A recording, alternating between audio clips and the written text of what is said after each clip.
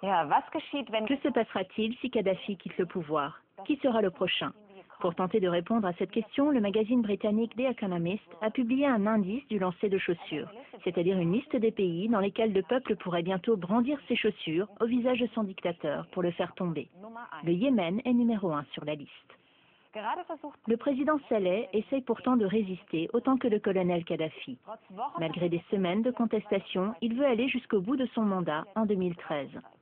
Au cours des 33 dernières années, il s'est, tout comme Kadhafi d'ailleurs, maintenu au pouvoir en attisant des conflits tribaux. Notre prochain reportage a été tourné avant le soulèvement du peuple au Yémen. Il montre la violence des clans entre eux et le travail de l'organisation pacifiste Dar es-Salam qui tente de leur apprendre un autre langage que celui de la guerre. Reportage de Yann Le Gdéo et Sébastien Mesquida.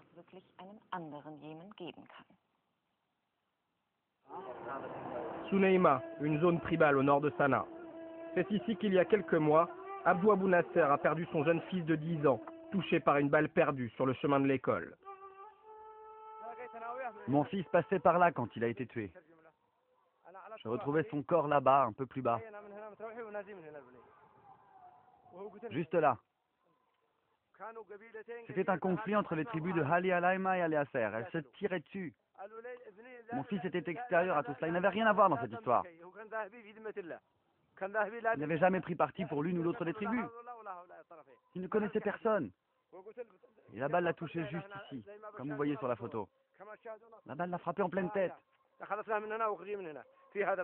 Car Allah, c'était mon fils préféré. Je ne sais toujours pas qui l'a tué, et eux non plus ne me connaissent pas. Puis la tribu d'Abdou Abou Nasser a voulu réclamer vengeance, mais une organisation a pu éviter le pire. Tout de suite, l'organisation Dar es-Salam a parlé à mon clan. Et grâce à cette discussion, on a évité des représailles qui auraient fait beaucoup de morts. Sanaa, la capitale du Yémen. Dar es-Salam, littéralement la maison de la paix, a installé son quartier général ici, dans une petite rue du centre-ville. L'organisation lutte contre la violence entre tribus et contre cet esprit de vengeance qui gangrène la société yéménite. À sa tête, Abdurrahman al-Marwani, un ancien avocat qui a su gagner le respect des chefs tribaux un peu partout dans le pays. L'homme s'est imposé comme un médiateur indispensable, il est soutenu par le gouvernement yéménite et par de nombreuses organisations internationales. Aujourd'hui, je vais essayer de réconcilier deux tribus, de les mettre d'accord. Mon objectif, c'est de les amener au dialogue pour éviter que le sang coule.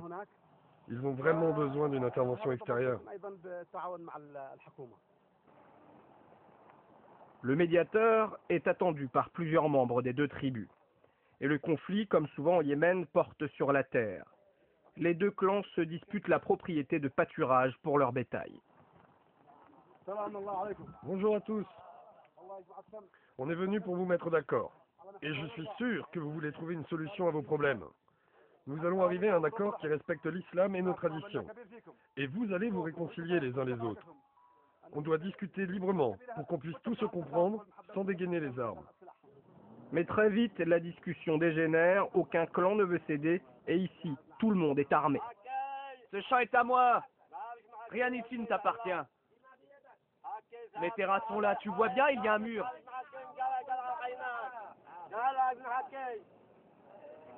C'est à moi, c'est tout, dégage. Ne t'approche pas de moi. Et toi, lâche-moi. Alors, elles sont à qui ces terres? À toi ou à moi?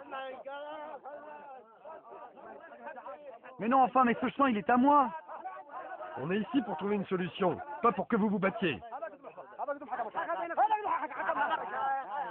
Voilà, mon terrain, c'est celui-là, là-bas.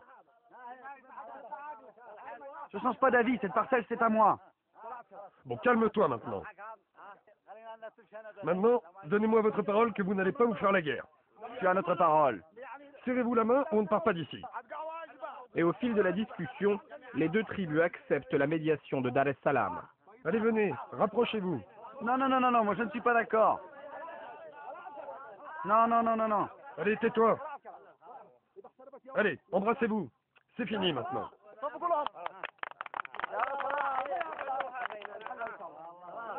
À partir de maintenant, vous êtes comme des frères. Au loin, dans les montagnes, comme une mise en garde, des tirs résonnent.